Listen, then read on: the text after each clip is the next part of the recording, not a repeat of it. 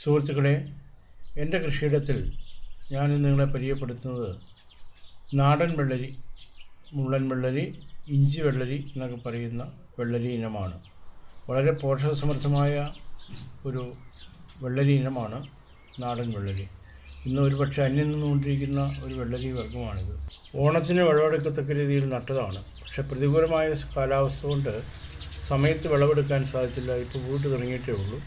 അധികം വൈകാതെ തന്നെ വിളവെടുക്കാൻ സാധിക്കും. വെള്ളരി അഥവാ കുക്കുംബർ, ഈ കുക്കുംബറിൻ്റെ തൊലിയിൽ നാരുകൾ ധാരാളമായി അടങ്ങിയിട്ടുണ്ട്. ഇത് ദഹനത്തിന് വളരെ നല്ലതാണ്. കുക്കുംബർ പതിവായി കഴിക്കുന്നത് മലബന്ധം പോലുള്ള പ്രശ്നങ്ങൾ ഒഴിവാക്കാൻ നമ്മളെ സഹായിക്കും. കൂടാതെ ഇതിൽ കലോറി വളരെ കുറവാണ്.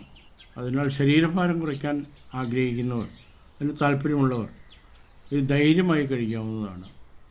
കുക്കുംബറിൻ്റെ കൃഷി രീതിയെക്കുറിച്ചും അതിൻ്റെ വിളവെടുപ്പിനെക്കുറിച്ചും അടുത്ത വീഡിയോയിൽ ഞാൻ വളരെ വ്യക്തമായി പറയുന്നതാണ്.